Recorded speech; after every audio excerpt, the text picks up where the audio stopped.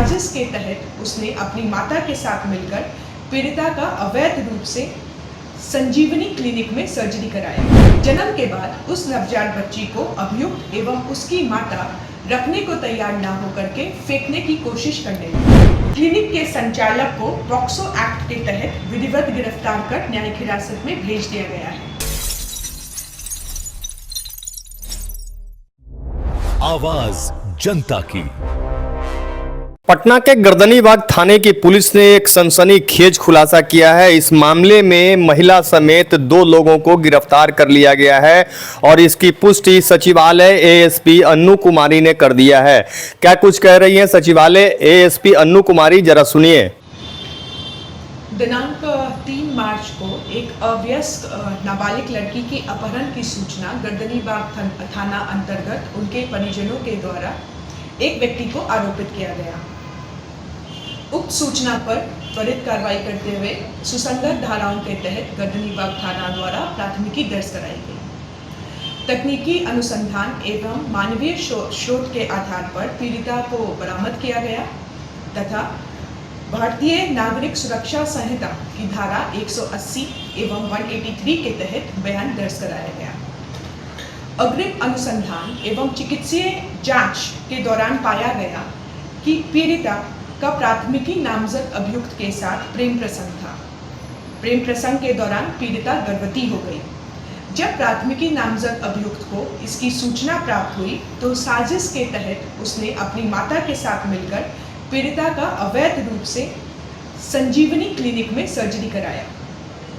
अनुसंधान के क्रम में यह भी पाया गया कि जिस क्लिनिक में पीड़िता का ऑपरेशन कराया गया था वह न ही मेडिकली रजिस्टर्ड है, न ही पुलिस को उस हॉस्पिटल के द्वारा किसी भी तरह का वैध कागजात प्रस्तुत किया गया। इसके अलावा ऑपरेशन किसी गायनोकोलॉजिस्ट से ना करवाकर सर्जन के द्वारा उक्त पीड़िता का सर्जरी कराया गया।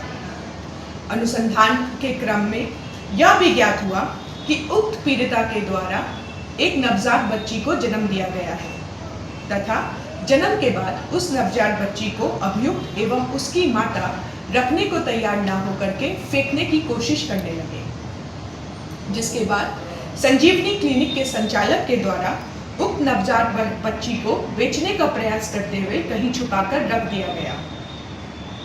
इस संबंध में न उनके द्वारा कि पुलिस को किसी भी प्रकार की सूचना दी गई तथा तथ्य को छुपाने का भी पूर्ण प्रयास किया गया। आए गए तथ्यों के आलोक में त्वरित कार्रवाई करते हुए उक्त नवजात बच्ची को पुलिस के द्वारा बरामद कर CWC को सुपुर्द कर दिया गया है। गर्दनीबाग थाना के द्वारा घटना में सम्मिलित प्राथमिकी अभियुक्त, उसकी माता एवं क्लिनिक के संचालक को पॉक्सो एक्ट के तहत विधिवत गिरफ्तार कर न्यायिक हिरासत में भेज दिया गया है। उक्त क्लिनिक पर कार्रवाई करने हेतु सिविल सर्जन एवं जिला दंडाधिकारी महोदय को भी पत्र प्रेषित की जा रही है तथा अनुसंधान के क्रम में आए सर्जन जिसके द्वारा सर्जरी किया गया है उन पर तथा अन्य सभी अप्राथमिकी अभियुक्तों पर विधिवत कार्रवाई की जा रही है। गिरफ्तार अभियुक्तों का नाम राहुल कुमार, राकेश कुमार तथा लक्ष्मी देवी है।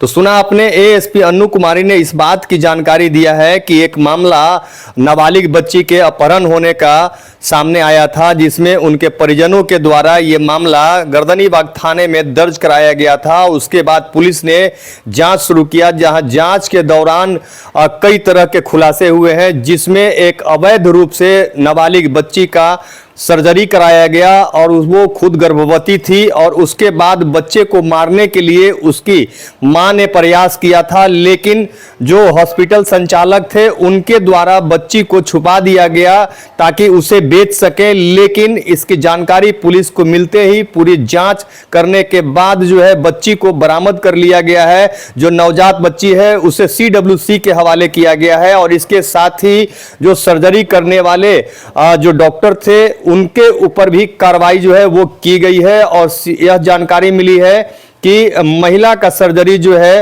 वो पुरुष डॉक्टर के द्वारा किया गया और ये चूंकि पूरी तरीके से अवैध है और वहां बच्ची को जब फेंकने का प्रयास किया गया था तो वहां के जो संचालक हैं जो अस्पताल के, उनके द्वारा बच्ची को बेचने का प्रयास किया गया था, लेकिन उससे पहले ही पुलिस ने उसे गिरफ्तार कर लिया है और इस पूरे मामले की जांच जो है अब पटना पुलिस कर रही है। और इसके साथ ही जो एएसपी सचिवालय अन्नू कुमारी है, उनके द्वारा यह भी बताया गया है कि अब जो है पटना जिलाधिकारी और यहां सिविल सर्जन को भी इसकी जानकारी दी गई है, क्योंकि यह पूरा मामला गंभीरता से लेते हुए यह जांच का विषय है और इस मामले में पॉक्सो एक्ट के तहत जो है 3 लोगों को गिरफ्तार करके जेल भेजा गया है और आगे की जो कार्रवाई है वो की जा रही है और जो नाबालिग बच्ची थी उसको भी बरामद कर लिया गया है। तो कहीं ना कहीं गर्दनीबाग पुलिस के लिए एक बड़ी सफलता जो है ये मानी जा सकती है, लेकिन जिस तरीके से ये घटना सामने आई कहीं ना कहीं इसमें कई लोग शामिल होने की संभावना है। हालांकि पटना पुलिस ने इस बात की भी पुष्टि किया है कि अन्य जो नाम